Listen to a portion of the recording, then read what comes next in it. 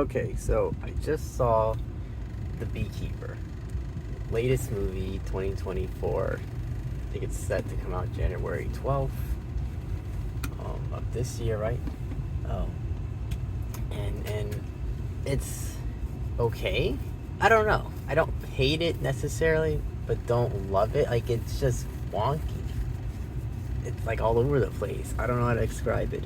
Um, let's see if I can gather my thoughts here together and kind of make a conclusive sort of review with this. He talks about like the lady's mom, right? The woman beginning that she kills herself, which is the money that what she took care of. She took care of him, right? And that's what I guess he was a friend, or she was a friend to him. Anyway, he's in his program, this top secret program, so maybe he didn't have much of a family or friends, and so this lady, he retires and he gets in line with, and so he has this soft spot for this woman, and I guess he talks about an agreement that he had with her as well about, a relation is that I rent a space from her or something, or at least a space from her, because we don't find out his living situation, don't we? Unless he like lives on her farm or just her property, her large property. But her money gets stolen, and she kills herself over that, and the whole method that happens, it feels a little ridiculous to me. How it goes about how her money gets stolen in the first place, and the guy's got a sob story on the other line of the call. He's like, oh, I'm gonna lose my job, I got the kids, ma'am, please don't report it to the bank, and oh, I'll try to fix it on my end, I accidentally debit you 50 million or whatever. Oh, I don't know, it just seems too far-fetched, but anyhow, okay, so he goes on that murderous rampage, right? He goes to the Springfield office first, and he blows it up, and but like there's no cameras outside. Like, he gets rid of 2 security guards out, and I guess they're still there, and then but like nobody sees. Like, he walks in reception, everything's okay and normal, and so nobody saw that. But then he comes and makes a ruckus. Then these dudes show up, and he's beating them up, and then one of them has a gun, but he doesn't pull out until like the last moment, and he just, of course, disarms it. And this is a cool thing. He's got this gimmick where he'll take the weapon and he'll take the chamber out, or take the bullet out of the chamber, take the cartridge out, right? In some instances, he even like removes the top piece of the gun, whatever it's called. It. Yeah, I like that it's got a little quirks, right, to him, right? And it's funny. It's like one scene in the film where it's like John Wick excommunicado type situation and we even got like title cards or text on the screen that mention, oh, he's being declassified or whatever, like get him out, like he's going rogue, the rogue bee, gotta eliminate him. But only one person shows up, and she kind of looks like the crazy Barbie from Barbie. She dresses funny, and that's another thing in this film. People dress kind of funny. Okay, but anyway, yeah, let's go back to that. So, yeah, he kills her, obviously, right? Chokes her with the fucking gasoline thing, and then he cuts off her fingers so he can use it to get into the database or the secret building. It's not guarded, too, either, right? And then there's, like, a truck that's sitting there. It's got a tarp over the truck, and that's very convenient, just waiting there for him. And he takes that truck, but yeah, so he kills that bitch, but then he gets, because the guy, oh my god, I'm all over the place, I'm sorry, but so the gentleman, the kids, the woman's son, right, which we'll get to who this woman is later, but the father, or not the father, the chaperone, the gentleman, he kind of he calls up the beekeeping people, right? He calls up this secret beekeeping service. He's talking to this woman. She's like, yeah, I'll put it in the message. We'll excommunicate him. We'll take care of it. And so one person shows up, and of course, kills that person. And then he gets a call right after. Oh, it failed, I'm like, well, can we just send another person? Like, was it just a one-time thing? Was that the agreement of like, hey, yeah, we went to try to do it, but it didn't work out the way we thought it would. And so we're just gonna give up. It's too much. It's too much to ask to try to do it again. And so, yeah, I guess that's it, right? They just give up. And then how do you call it? We move on, and I guess the next sequence is accepting the fate, I guess, because how do you call actually, what was the next? Yeah, I guess that was it. Because he moves to the nightclub. I remember now. He moves to the nightclub because he still doesn't know who the top. Because that's what he's doing. He's reaching his way to the top of the chain, right? He's reaching his way to the top. So he goes to that. So we go to the all night nightclub scene, and he there's a group of soldiers. I think they're soldiers, like, and they're just talking outside. And then he shows up, and he's just a normal, like, there's a perimeter, I guess, but like he gets through the perimeter, or maybe he was there all along, and they're playing the plan. He's like, well, there's no way to get in the back door because I've already tried. Trust me, like, there was a way I would have been in there already. So, and then the dude's like, well, who's this guy? Detain him, and then he fights them off, and there's people in the background that are just watching this happen, which I guess, I think I'll maybe just watch it happen because, there's like fucking like 16 guys, and he's taking them all like they're nothing. And he's got the gun, but he's shooting them with the armor, and then later we find out if she says any casualties, right? The girl, the daughter of the woman that died, and she's like, no, the guy tells her, no, but he kicked their asses. He really kicked us good. And but yeah, and then he rushes in the building, takes the hostages, rushes in the building, and the reason the soldiers are outside because the company themselves have their own private security guard guys, and they're led and have a head honcho guy too that's a leader of them. And fucking, and I guess he dies as he gets hit in the head with a fucking fire hydrant, but and so it's like boss fights too. It's like a video game, right? There's some boss battle setups in this movie, but anyhow, yeah. So he gets in there, and there's this really obnoxious. It's like the guy from the Hunger Games, the Ballad Snake Songbird movie, the presenter. It's like kind of like that, cocky, very enthusiastic. I don't know how to describe his personality, but it's kind of funny, and they kind of get in a little scuffle. Him and the main fucking private military guy, they kind of get in a scuffle with it, but not like physical stuff, more like verbal. But we learn from that scene at the nightclub, or not even nightclub, like 9 Star, the company, the whole ripping people off, telemarketing, and then everybody's dressed like, I guess, like, that's how young people dress, or like everybody's dressed kind of funny. I don't know. They all kind of like this eccentric outfit. That's another thing in this film. Is when we get like, we're already jumping, so fuck it. We're like at the end, or towards like the final boss fighting sequence, and it's this South African guy, right? The South African Boer guy that we didn't get introduced to at all, or at least not that I can recall. I don't recall ever seeing this gentleman. But we get to that scene, so maybe he's a special cameo type person, like Diane's words, the group. They will be perfect in this film. But yeah, we get to the end, or like the end sequences, and he's like, oh, my boys, we're gonna take on the beekeeper. Like, he actually fought a beekeeper before, and he said, I was lucky to have survived, because you really don't survive when you encounter these people. And he shows off like he's got a mechanical leg, so he outlived, but I lost something. He lost this leg. And he's dressed like all kind of funny and eccentric, like a video game character, like a Far Cry, I'm thinking, or like GTA. You can customize the character to make him look, to your liking. So he looks like he just sticks out, and then his crew shows up, and they're all dressed like that too, so they also look all stick out and got the funny outfits and shit, and it's just hilarious. And I like how when he's fighting, they're Secret Service agents, right? Like, okay, so the mom of the kid is the president, right? He's the president of the United States, we find out. And they kind of allude to this a little bit. But I like, they make it explicit when she says it. I guess the audience couldn't pick it up. But when she's walking, she got these guys look like Secret Service, and she got like a secretary lady, and then she got like another secretary lady. It's like, oh, okay, she must be like a president. And if not the president, then like a high-ranking government official person. She's important. That's what you gotta know. Because the old man, Wallace, I think his name's Wallace, that he watches the kid. He makes sure the kid doesn't get in trouble, doesn't get into the tabloids.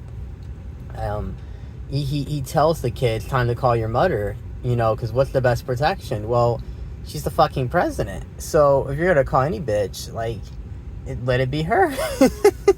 and we'll use her as a human shield, right? That's what he says. The kid says to Wallace, right? Oh, we'll use my mother as a human shield. That's fantastic, because now he's got to go to Washington. Although in this end scene, because we're not in Washington, we're at the family. I think it's Danworth is their surname. The Danworth Estates, the beach house, the mom calls it. Which is, and the house even kind of looks kind of funny too. Like it's got like a unique architecture, but so yeah, then and they go there, and when Jason Statham's character is going around, Adam Clay, that's his name in the film. When Adam Clay or Jason Statham, because he's just Jason Statham, right? When he's going around, he's killing people in this environment. It's fucking hilarious because like the Secret Service agents, he's like careful not to kill them. I feel like he'll fight them right hand by hand and combat them, but like they don't die as much, except when he starts going up the stairs. But like the South African guy's gang or whoever the fuck they are, like, oh, he's killing them. But except the scene where he goes up to the stairs, because he's gotta get to the president, and I guess like it's a logical conclusion. Well, she must be upstairs, so I'm gonna go upstairs. And he's heading up there, and fucking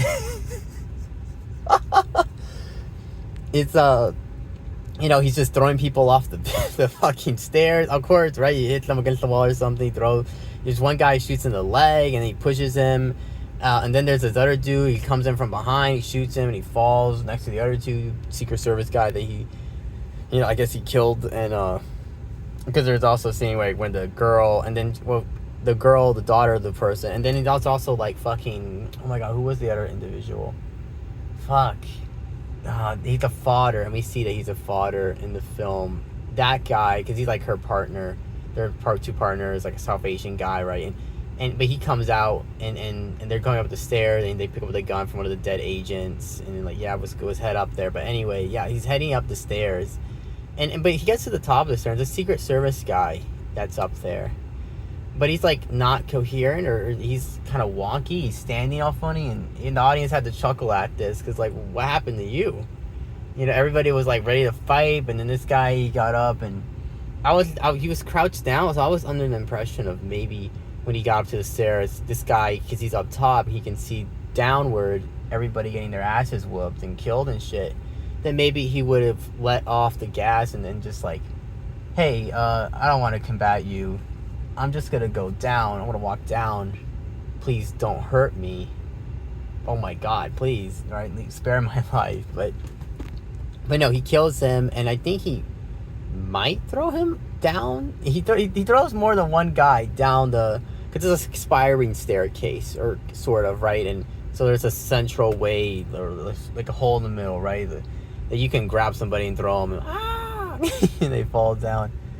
But yeah, he gets up there, and then Wallace is there, and then Wallace is he doesn't, I guess he doesn't pose him as a threat for whatever reason, because Wallace stands right behind him, and I'm thinking maybe he's got like a knife, or he may try to do something for it, but he's just talking to him. He's like, oh, why do you want to do this? Why do you want to come up and ruin everything for everybody? Just it's got to end somewhere. Don't you think it's been enough? You already killed a fuck ton of people, and he puts the bomb, and he said, I suggest you step back, but he doesn't step back, and he grabs his hand and breaks a finger or something, and he said, I suggest you step back, and then Wallace, just retreats back, and he's like, oh, my hand. The door blows open. Oh, but before this happens, there's that FBI director gentleman that the girl and the South Asian guy, they have to report to, or they report to, rather. I mean, I guess maybe I don't have to, but yeah, because they work in the FBI, right? And they report to him, and so they told him about the recoveries that they made, and the president had the nefarious funds, and that the company's doing bad shit, and so they relate it to him, he relates it to the president.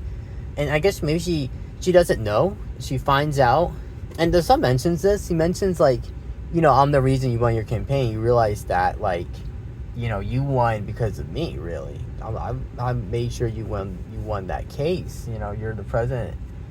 And she's like, yeah, I know. And she acknowledges it. So she acknowledges, like, I was kind of failing, and I don't know what you did. And I guess you didn't question it because you won. Or he masked it over. But maybe it was... to me, it suggests that maybe there was some idea. Like, she did have an idea of maybe there was some nefarious way of the funds were being attained, but she didn't question it. But she finds out, and somebody, I think maybe the son tells her, but she just says, I'm gonna tell the truth, right? It's a pretty big bombshell revelation, and it's like a true one, right? I was like, I can't really deny that. That's pretty true. And I guess he asked, like, what are you gonna do about it? And he's like, well, I'm just gonna tell the truth. Just gonna tell him, like, yeah, I did that. I I stole money, and I was laundering. I was doing bad things. I did that. Your president was not a good person. Because she had the Dan Worst company, right? And if she stepped down because you get president, and then her son was in charge of it. I guess it was the CEO, right? Or he's just in charge of coming to mom. 4-year term is up, and she doesn't run again. Okay, well, now I'm back. Dan Worth for life, baby. But yeah, he shoots the FBI director guy because he got a gun inside the door, and like his dad's thing. Because earlier in that same like scenario, that same sequence of scenes, he's doing cocaine on the dad's table, the father's desk, and she tells him, like, no, don't bring any drugs, but of course he brings them, and but I guess she kind of figured, right? Like, she knows her son well enough to know, like, he's a little shitty, but yeah, right. So he got the drugs, and it's just funny because then they were like, oh my god, I was trying to collect my thoughts here. Yeah, she sits on the desk, and she's like, oh, I would have loved to kill your father or something. So maybe this family doesn't quite love each other. It's kind of like a broken family. Like, the family's just not hot right now. Everybody's just like, yeah, we're feeling like shit right now. It's but this movie, I can see it being a cult classic. It's like I said, I don't maybe necessarily hate it, like, or love it, but it's something about it. It's just funny. And it's odd. But it follows the same structures, right? It follows a kind of a familiar structure of how a movie like this should be, or like, okay, that makes sense. And some scenes remind you of other films, like I mentioned, like the girl is like the Barbie bitch, and then the John, whatever his name, sequence. And there's even like the barn burns down, wherever you've seen that before, other films, right? With the building, and then they show up and they're trying to find the clues, or like who this person is, but it's fucking it's just funny. The kid, he's got the Springfield office. They have like a leader there, right? I guess each of the offices have their own leader person, and so how do you call the leader in that office, the Springfield? They go out to look for, after the explosion, after Jason Statham destroys the office, they go out looking for him. He's got a gang of like 3 other dudes with him, tough guys, and they destroy his beehive thing. They're like, oh, they destroyed ours, so we're gonna destroy what's his. And so they blow up his beehives, and because they see him in the truck when he's there, so they follow that truck logically right back over. And as they follow that truck back over, they find themselves back on that farm where that lady's where he did his work in, I guess, with the bees and shit. And so yeah, we follow back over that way, and fucking what's it called? What were they thinking of? Yeah, he kills all of them, but like the kid, because he's the main like manager at the Springfield plant or whatever. So it's like, yeah, obviously he's not gonna die, and so he doesn't die, and fucking well, he doesn't die yet, rather. He gets his fingers cut off. We see the saw comes on, but there's like a saw and a drill that comes on, and it's just left running on. And so it like gives you that kind of ode of like, okay, something, it's gonna be used for something. It just has to get in. I thought it was funny also, like, he gets behind one of these tough guys when he's in this barn scene, and he puts like a screwdriver next to the dude's eyes. He puts his hands up like, oh, don't hurt me, like he's surrendering. I don't think he's gonna maybe fight him, but no, he just stays quiet, and then with the other dude, he also kills him quietly. I think he kills everybody quietly. Well, actually, no. Maybe he kills like 2 guys kind of quietly, but I think the third guy, that guy doesn't die quietly, if I'm not mistaken. If I can remember, I can't remember quite right now. But yeah, the kid, and then he's like bad at shooting, so he's not afraid that he's gonna shoot him because he's just shooting indiscriminately everywhere. But that fucking, he gets his fingers cut off, and then we see that he's driving, and we're like, okay, maybe he's gonna be a recurring side character or something. We'll see him later in the film, but no, Jason Statham, I guess he was following him, and then we see like fucking, and I keep saying fucking too. He shows up. He's on the phone with his kid, right? The Madam President's son. He's on the phone with him, the manager guy, Springfield manager guy, right? With the son, with her son, and explain the situation. You're not gonna like this, but the plan failed. We didn't kill this guy. And fucking, how do you call oh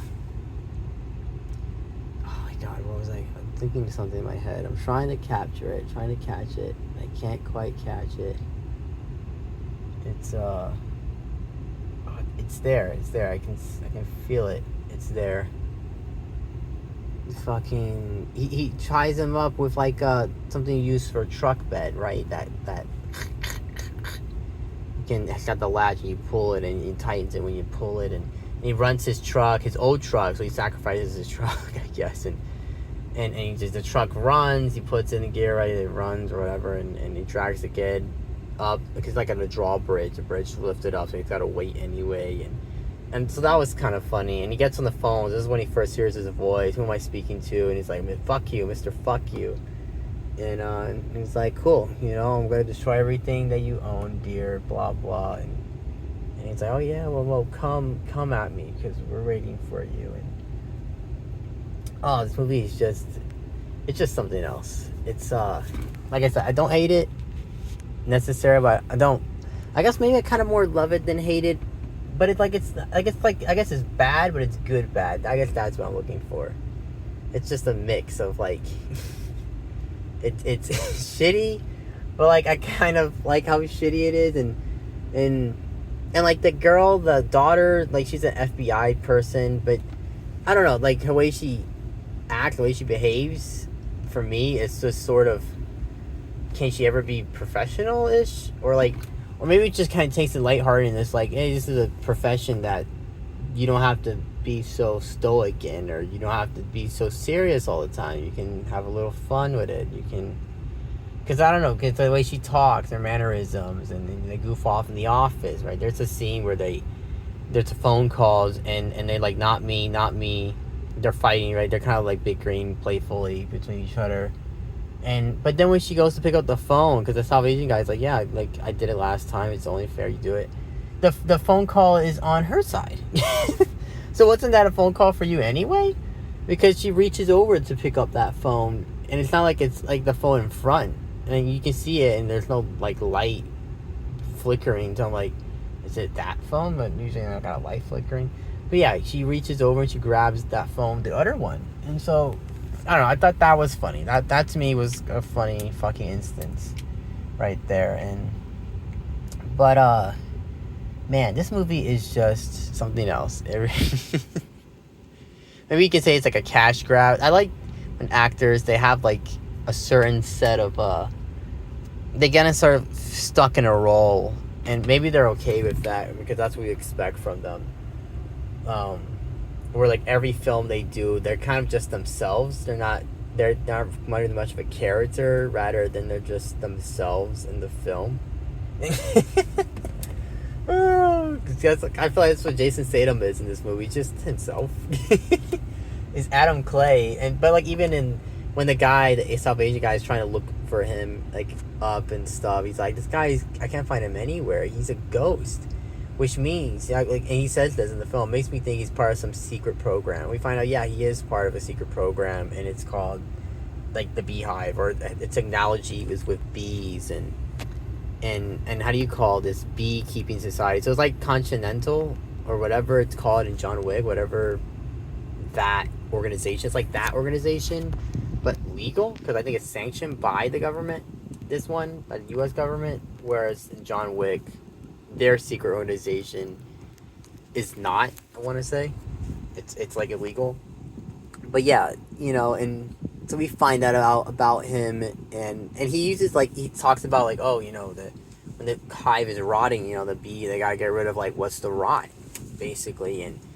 And then there's a scene where that Wallace guy, when they're recruiting the arm held, this is before the 9 scene, right? So this is like kind of setting up like, oh, these guys are, they're guys that Wallace came in private security for them, and they're like they're like Marine, Delta, whatever the fuck, Green Beret, right? They're like elite military guys.